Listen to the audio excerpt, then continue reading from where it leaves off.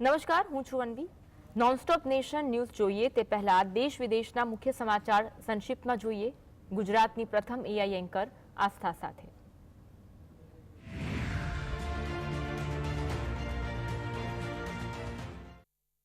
નમસ્કાર, હું છું એઆઈ આસ્થા. જોઈએ મહત્વની ખબરો. પશ્ચિમ બંગાળ વિધાનસભામાં એન્ટી રેપ બિલ પસાર કરવામાં આવ્યું.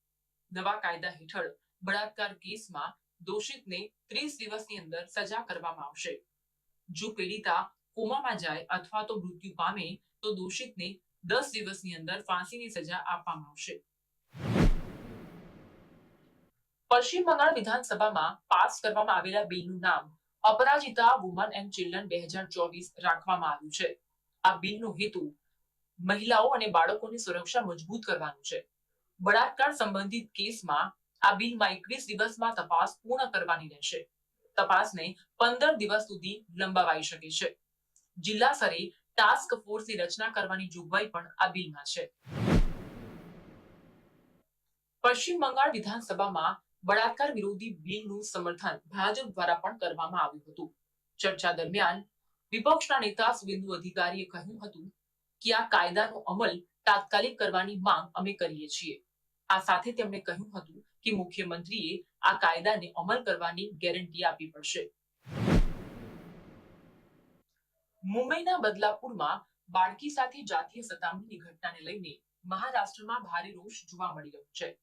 બળાત્કારોને મૃત્યુદંડની સજા આપવાને લઈ કાયદો લાગુ કરવાની માંગ સાથે એનસીપીના સાંસદ સુપ્રિયા સુલે અને કાર્યકર્તાઓ દ્વારા વિરોધ પ્રદર્શન કરવામાં આવ્યું હતું.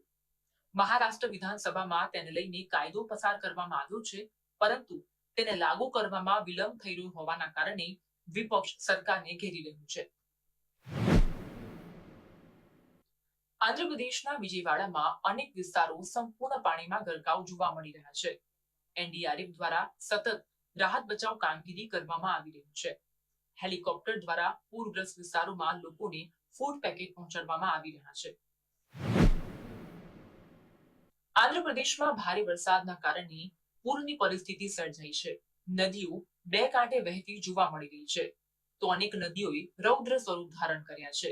વિજયવાડાના ડેમો અને તળાવો છલકાયા છે. ઉત્તર પ્રદેશમાં વરસાદી વિરામ લેતા વારાણસીમાં લોકોએ રાહતનો શ્વાસ લીધો છે.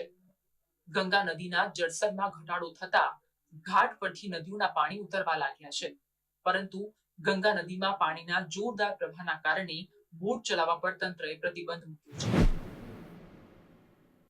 હરિયાણામાં વિધાનસભાની ચૂંટણીને લઈને કોંગ્રેસ દ્વારા રણનીતિ નક્કી કરવા માટે કેન્દ્રીય ચૂંટણી સમિતિની બેઠક યોજવામાં આવી હતી, જેમાં લોકસભાના વિપક્ષના નેતા રાહુલ ગાંધીએ ગઠબંધન અંગે સંકેત આપ્યા હતા.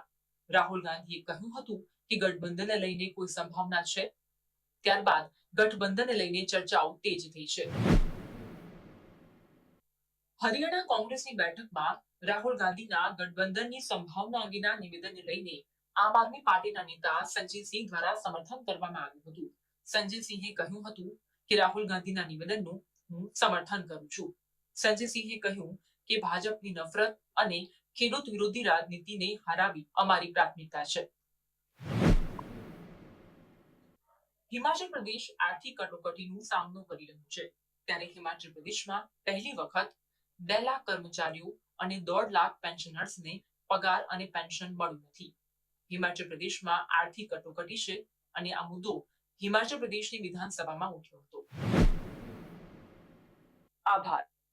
આવી જ ખબરો સાથે ફરી મળીશું આવતીકાલે રાત્રે 9 વાગે એઆઈ એન્કર આસ્થા સાથે.